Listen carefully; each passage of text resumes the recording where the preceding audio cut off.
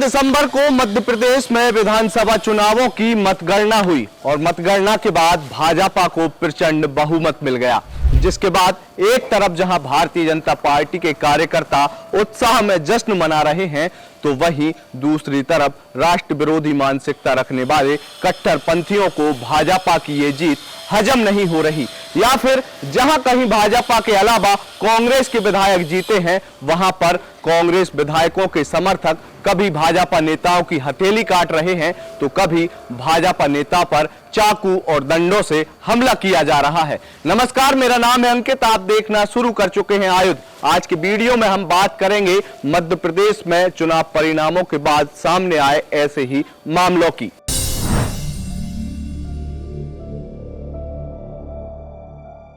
3 दिसंबर को मतगणना संपन्न हुई। भाजपा के नेताओं ने जमकर जश्न मनाया, एक दूसरे को मिठाई खिलाई, लेकिन जहां जहां भाजपा के प्रत्याशियों को हार मिली है या जहां पर कट्टरपंथी नेता चुनाव जीते हैं, उन सीटों पर भाजपा नेताओं की जिंदगी दुश्वार हो गई। ऐसा मैं नहीं कह रहा, बल्कि राजधानी भोपाल से एक के बाद एक आए कई मामले कह रहे हैं। सबसे पहले हम बात करेंगे राजधानी भोपाल की मध्य विधानसभा सीट की, जहां पर भाजपा के प्रत्याशी ध्रुव नारायण सिंह को आरिफ मसूद, जो कि कांग्रेस के उम्मीदवार थे, उन्होंने चुनाव में करारी शिकस्त दे दी। लेकिन बात यहां खत्म नहीं हुई थी। जैसे ही चुनाव परिणाम आए और कांग्रेस के नेता आरिफ मसूद ने मध्य विधानसभा पर जीत दर्ज की, उसके बाद उनके कट्टरपंथी समर्थक हवा में उड़ने लगे। मामला यहां तक पहुंचा कि कट्टरपंथी समर्थकों ने भाजपा के एक नेता पर तलवार और चाकू से हमला किया और उस नेता की हथेली कट गई। हथेली कटने के बाद आनन फानन में उसे अस्पताल में भर्ती कराया, जहां पर भाजपा नेता, जिनका नाम है देवेंद्र ठाकुर, जो कि भारतीय जनता पार्टी के झुग्गी झोपड़ी प्रकोष्ठ के एक नेता है, और उन्होंने चुनाव में बीजेपी के लिए जमकर काम किया। और भाजपा नेता का यही काम करना कट्टरपंथी जिहादी मानसिकता वाले नेता आरिफ मसूद के समर्थकों को रास नहीं आया। उन्होंने भाजपा के नेता देवेंद्र ठाकुर पर केवल इसीलिए हमला किया कि देवेंद्र ने इस पूरे चुनाव में ध्रुव नारायण सिंह के लिए जमकर काम किया था।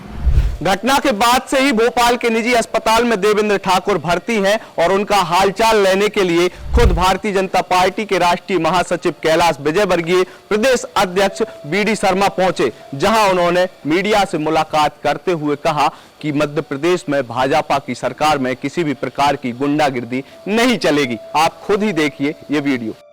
मध्य विधानसभा के अंदर जिस प्रकार से अपराधियों ने भारतीय जनता पार्टी के हमारे कार्यकर्ता के ऊपर जो प्राणघातक हमला किया, देवेंद्र ठाकुर और स्वप्निल, इसके खिलाफ कड़ी से कड़ी कार्रवाई तो होगी ही, और इस प्रकार के अपराधियों को किसी भी कीमत पर छोड़ा नहीं जाएगा और उन्हें कड़ा जवाब भी मिलेगा। ये कार्यकर्ता पर हाथ डालना ये सामान्य घटना नहीं है। भारतीय जनता पार्टी इसको गंभीरता से ले रही है और हम बताएंगे इन अपराधियों को, गुंडों को, और जिनका संरक्षण है उनका भी हिसाब किताब करेंगे कि उन्होंने किस प्रकार से ऐसे अपराधी तत्वों ने कार्यकर्ता पर हमला किया है, तो इसका कड़ा जवाब। इस मामले के बाद आप अंदाजा लगा सकते हैं कि जिस तरीके का आरिफ मसूद का इतिहास रहा है, उसी तरीके के उनके समर्थक हैं। कुछ साल पहले आरिफ मसूद ने भी लिली टॉकीज में एक कांस्टेबल पर तलवार से हमला करके हाथ काट दिया था। अब वही परंपरा उनके कार्यकर्ता निर्वहन कर रहे हैं। राजधानी भोपाल में चुनाव परिणाम के बाद भाजपा नेताओं पर हमले का ये एक अकेला मामला नहीं है। ठीक ऐसा ही मामला उत्तर विधानसभा से भी सामने आया, जहां पर आरिफ अकील के बेटे आतिफ अकील चुनाव जीते हैं, और जैसे ही आतिफ ने कांग्रेस की तरफ से इस विधानसभा चुनाव में जीत दर्ज कराई, उनके समर्थकों ने भाजपा नेताओं पर चाकू और डंडों से हमला कर दिया, रंगदारी मांगने के लिए आ गए। पीड़ित भाजपा नेता भगवान दास ने इस पूरे मामले की शिकायत शाहजहानाबाद थाने में की है। उन्होंने बताया कि सुबह 10 बजे वे अपनी दुकान पर पहुंचे थे, तभी असलम अपने समर्थकों के साथ इनके पास पहुंचा और भगवान दास से रंगदारी मांगने लगा। बोला कि मेरा भाई चुनाव जीत गया है, अब तुम्हें रंगदारी देनी पड़ेगी, जिसका विरोध भाजपा नेता के द्वारा किया गया। तो असलम ने अपने साथियों के साथ मिलकर इस भगवान दास पर हमला कर दिया, और जब भगवान दास को बचाने के लिए मोनू प्रजापति प्रजापति और मोनू राठौर नाम के दो शख्स आए तो उन पर भी हमला कर दिया। इस घटना के बाद भाजपा नेताओं ने थाने का घेराव किया और भोपाल कमिश्नर से मुलाकात भी की। आलोक शर्मा जो कि भाजपा के प्रत्याशी थे, उन्होंने कहा कि भोपाल में एक साथ दो कानून नहीं चलेंगे। पुराने भोपाल में जो दुकानें देर रात तक खुली रहती हैं, उन दुकानों को भी 11 बजे तक बंद कर दिया जाए, चूंकि क्षेत्र में कट्टरपंथी असामाजिक तत्व कोहराम मचाए हुए हैं। पुराने भोपाल में कानून का पालन होना चाहिए। अब कानून का उल्लंघन जो करेगा उसके ऊपर कार्रवाई होना चाहिए।